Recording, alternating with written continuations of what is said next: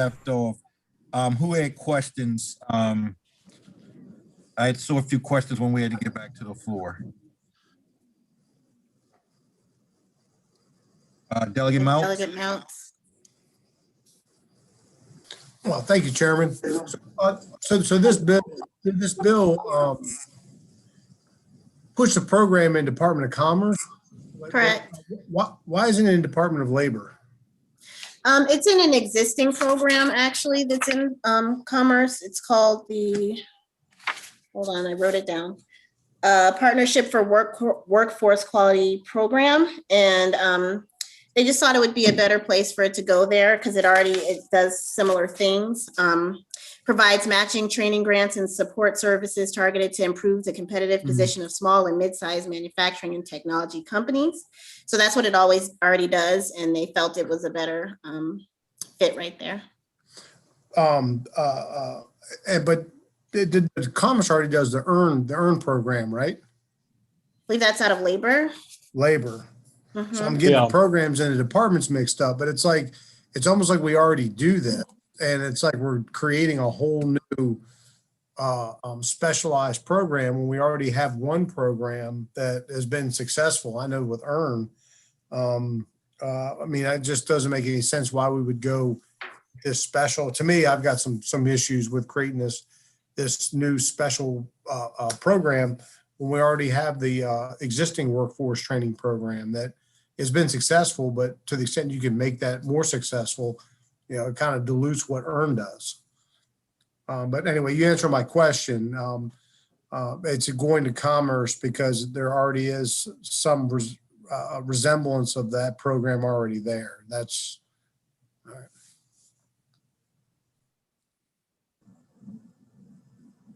all right. Delegate Crosby. Thank you, Mr. Chair.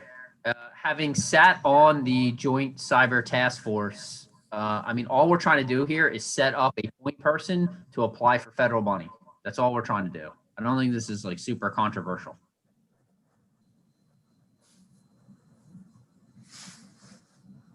back to my Guys, I need folks to come online here so I can see you. I would appreciate it. I can only call on those who are live, guys. I can't take the question off screen. Who's off screen? Is that for me, Mr. Chair? On my screen, I can't see Delegate Howard, Delegate Aarons, or Delegate Adams. Is that everyone else's? They're there. I can see They're all there. We can see them, Mr. Chair. I can't see him. right here, Mr. Chair. I can see me. Your Commodore 64 right. might not be working. It's the Mary Jane. Delegate Adams. Thank you, Mr. Chairman.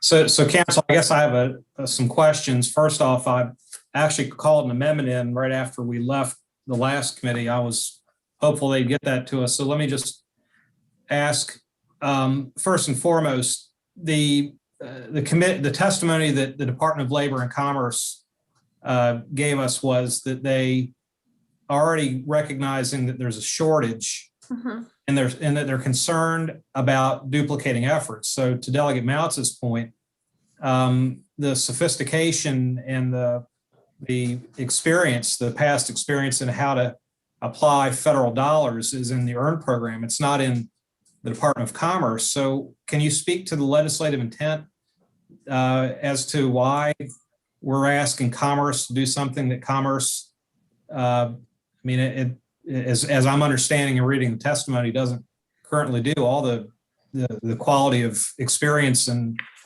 the technical nature of receiving, you know, like federal dollars. So, you know, that flows through labor as it should. So, you know, when we say workforce, I'm thinking labor, not, you know, commerce. That's and I guess I'm asking council, especially if you were able to participate in like the Senate hearing and maybe the Senate voting session, where are they coming from on this? Because as to Delegate Mounts' point, it doesn't seem like it's a well-conceived piece of legislation. Okay, so kind of like I answered Delegate Mouts, the only thing that I don't have any insight as to the legislative intent, except for the fact that this program already does a similar thing. The program that it's housed inside of already does a similar thing. I did watch the Senate hearing. There were no questions from any of the senators.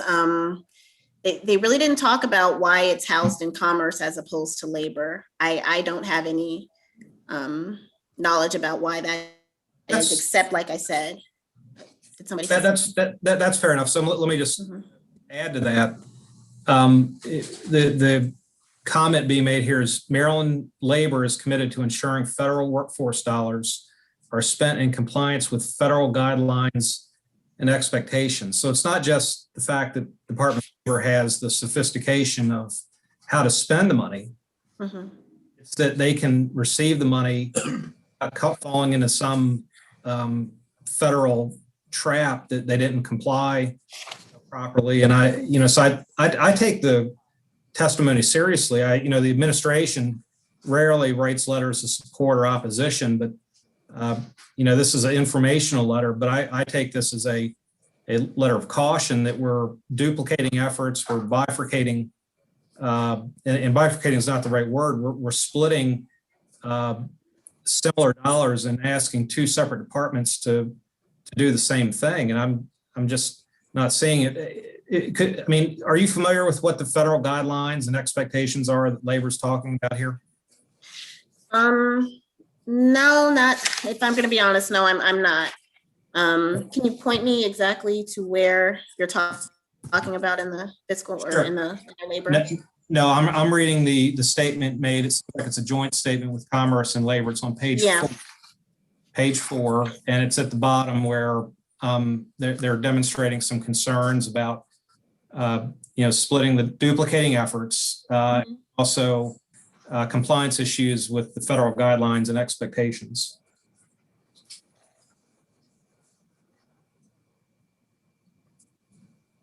Delegate Howard? So on page 2, there's 2 bulleted points that talk a little bit about Maryland Labor Division. Right below that is a paragraph that says, in order for the Maryland Labor to consider the requested unemployment insurance information, Maryland Labor would first need to get a conformity letter from the U.S. Department of Labor to ensure that provision of the information is allowable for this purpose.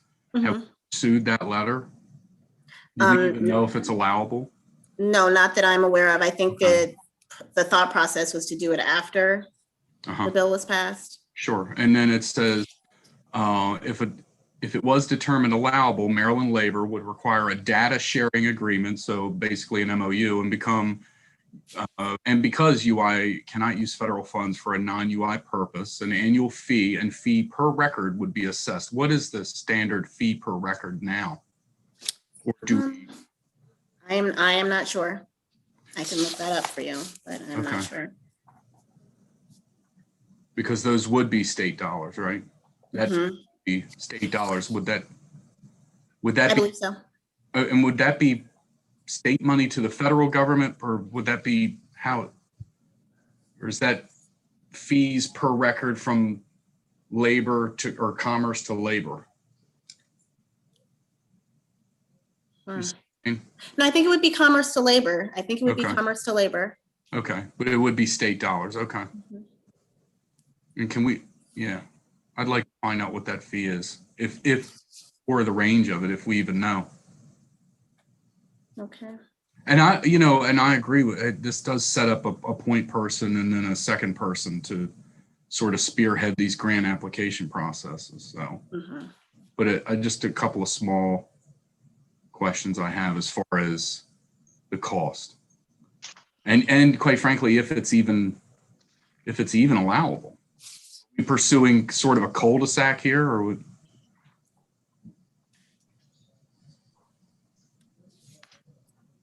I am not sure. That's fine, and I'm not trying to. That's the answer I can give you. No, I understand. Yeah. Okay. All right. Thank you, Mr. Chair. All right, let me go to those I haven't heard from yet.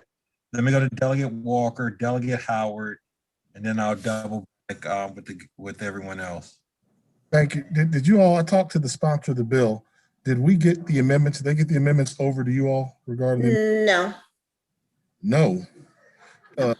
But can I ask Delegate Watson, did you get the amendments that I spoke with Delegate Hester about? Did she send them over? Yes. Yes. With,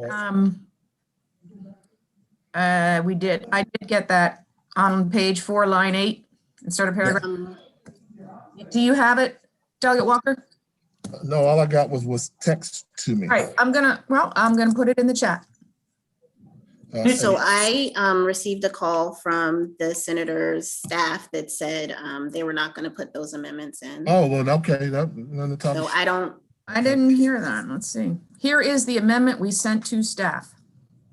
I thought their stab was okay. I just would have added the word geographic diversity in there as well for trying to do that. If they're not going with that, I won't. I don't know why, but that's just what their staff person called and said to me, so. Well, then that makes it, not fair. We're doing the same old, but we're just. Hold on, I'm putting it in. I know, but what they're saying is, they want the amendments, Delegate Watson. And so it's like, well, you're not willing to take the amendments. And I understand she said that, the person that heads the department will make an effort to do it. And I appreciate that, but that's not like having something in writing where they're held accountable for. But that's my take. I'm all go if you add the amendments on there. With the amendment that you get, Tiffany, if you do see it, I like to add the word geographic in terms of the diversity as well. Mm-hmm.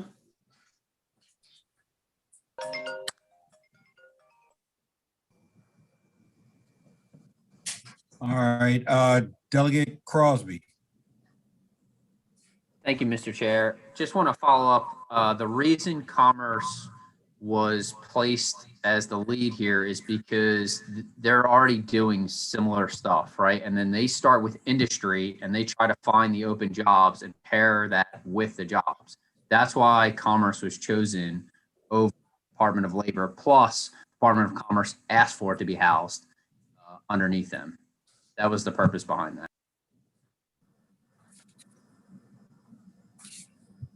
that. Delegate Aaron's. Thanks, Mr. Chair. I guess I'm still a little bit confused about the earns versus this. We're already doing something and it's working pretty well. We're adding to it. And if you look at in the bill itself, it talks about new and existing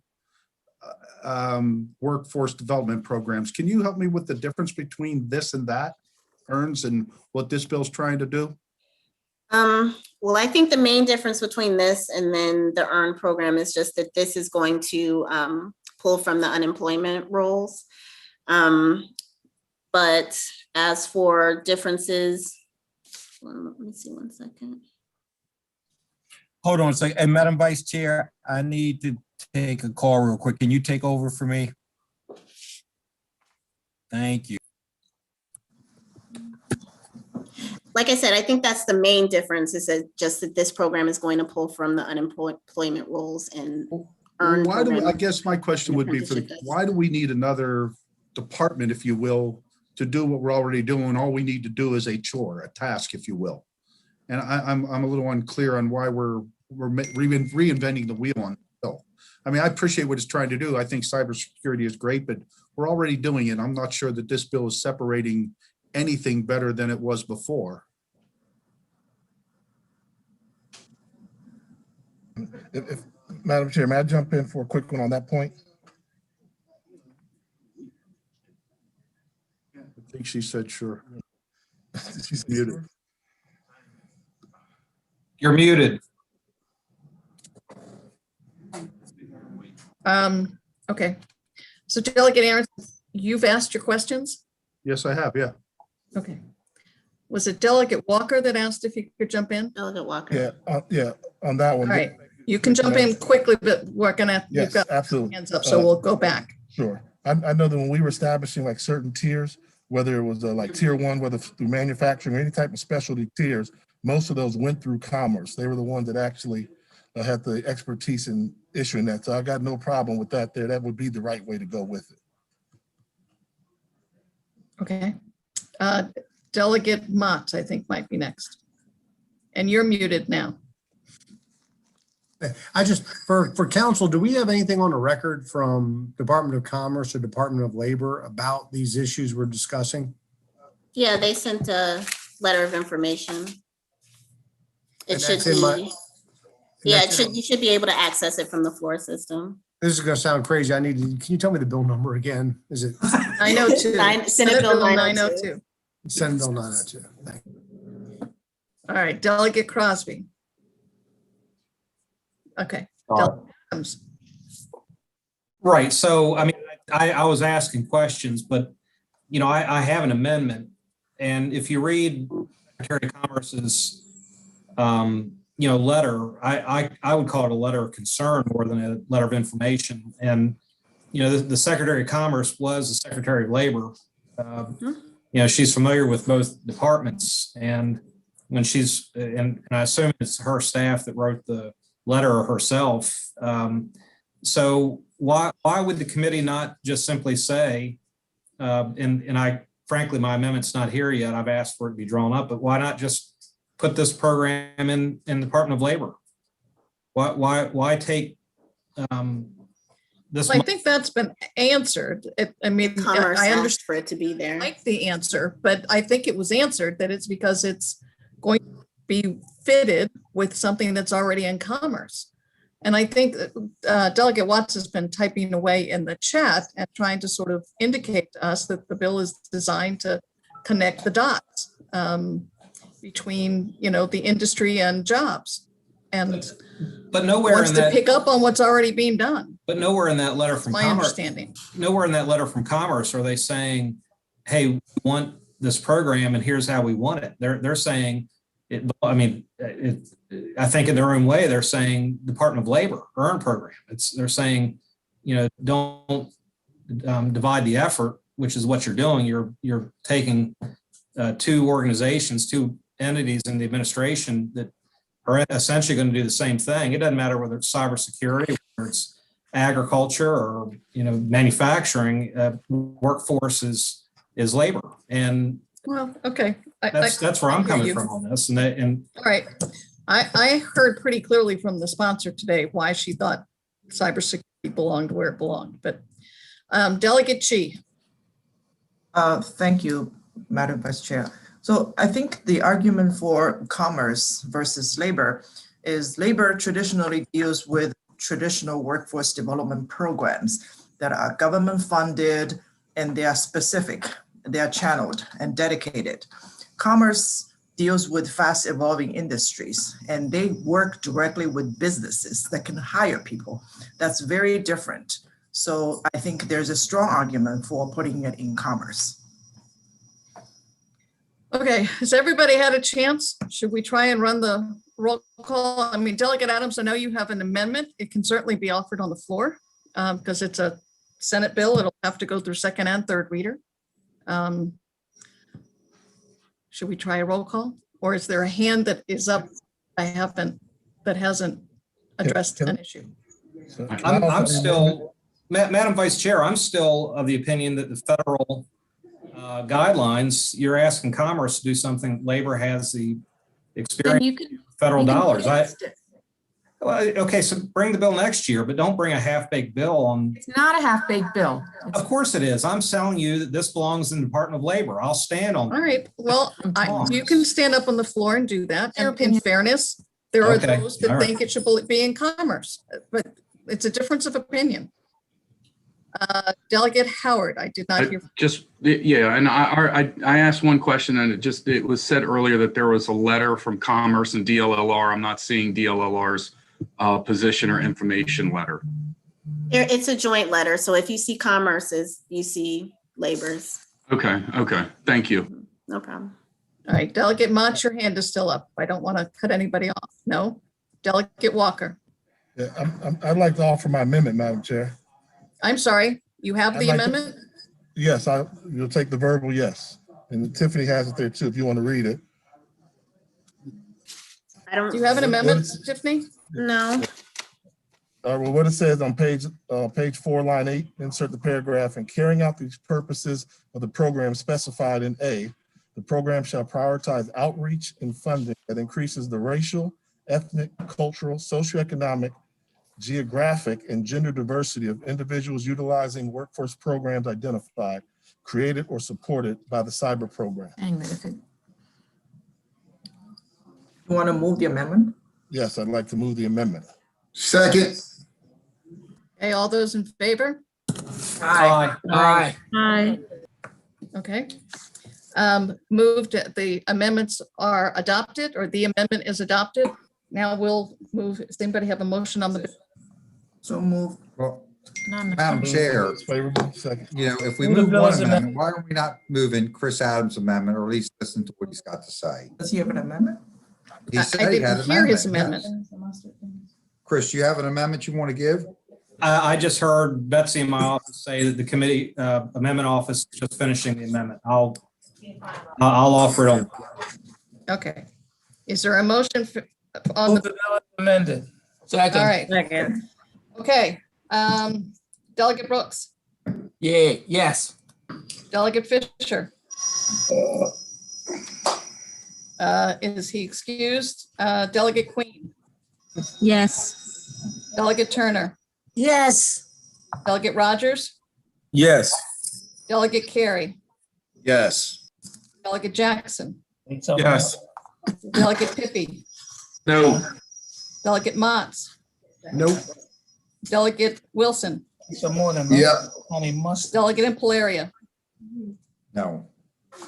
Delegate Branch, Yes. Delegate Valderrama, Aye. Delegate Walker, Yes. Delegate Chi, Yes. Delegate Adams, No. Delegate Aaron's, No. Delegate Fennell, Yes.